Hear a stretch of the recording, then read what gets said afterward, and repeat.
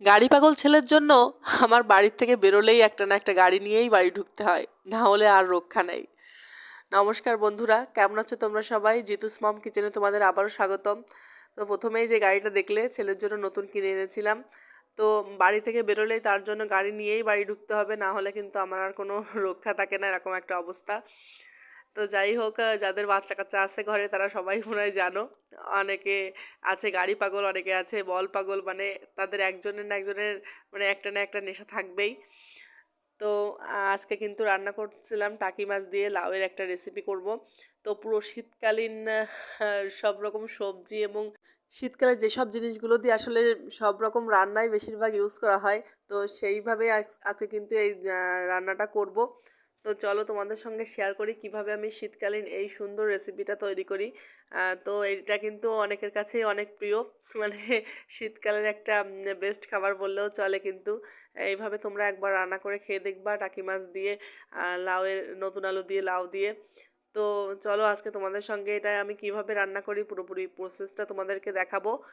তো আমি কিন্তু প্রথমে কিন্তু টাকি মাছগুলোকে ভালোভাবে ভেজে নিচ্ছি, নুন হলুদ মাখিয়ে নিয়েছিলাম, তারপরে কিন্তু কড়াইতে দিয়ে আমি তেল দিয়ে ভেজে নিচ্ছি। তো ভালো করে ভেজে নিয়ে আমি কিন্তু একটা পাত্রে তুলে নিব। তুলে নিয়ে কিন্তু আমি এবার এই রান্নাটা আমি কুমড়োর বড়ি ইউজ করব। শীতকালে কিন্তু কুমড়োর বড়ি খুবই একটা জনপ্রিয় খাবার।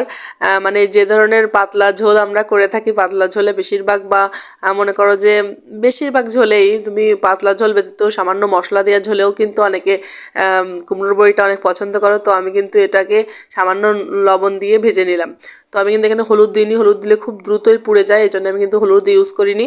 তো এরপরে আমি কিন্তু আরেকটা কড়াই নিয়ে নিয়েছি, যেহেতু ওটা কিন্তু আমি শুধুমাত্র ভাজির কাজই করি ওই কড়াইটাতে।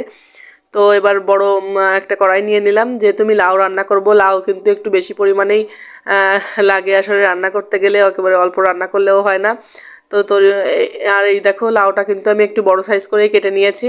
লাউ একেবারে পাতলা করে কাটলে কিন্তু একেবারে গলে মিশে যায়, যেহেতু লাউটা বেশ জালি ছিল, সেহেতু আমি একটু বড় বড় পিস করেই কেটে নিয়েছি। সঙ্গে কিন্তু নতুন আলু দিয়ে নিয়েছি, নতুন আলুটাও কিন্তু একটু বেশ বড় করেই সাইজ করে কেটেছি।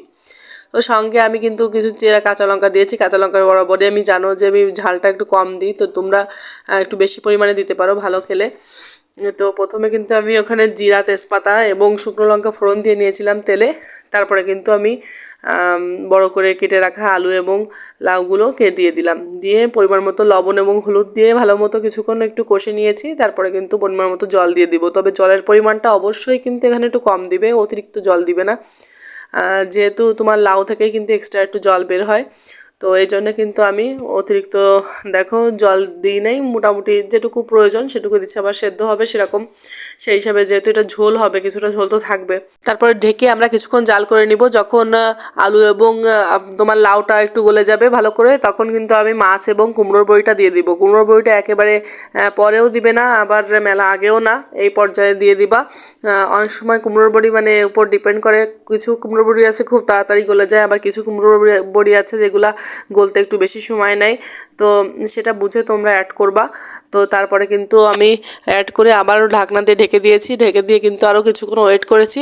ওয়েট করার পরে যখন ঝোলটা একটু কমে আসবে, প্রায় হয়ে আসবে, তখন কিন্তু আমি ঢাকনাটা উঠিয়ে আবার একটু ধনিয়া পাতা উপর থেকে ছড়িয়ে দিয়েছি। ধনিয়া পাতা উপর থেকে ছড়িয়ে দিয়ে আর সামান্য কিছুক্ষণ জাল করলেই কিন্তু আমার রেডি হয়ে গেল শীতকালীন অসাধারণ একটা রেসিপি, লাউ দিয়ে টাকি মাছের এবং কুমড়োর বড়ি দিয়ে। এই ঝোলটা কিন্তু খেতে খুবই ভালো লাগে। তোমরা কিন্তু একবার হলেও এটা রান্না করে খেয়ে দেখবা, আর জিতুস মম কিচেনের পাশেই থাকবা।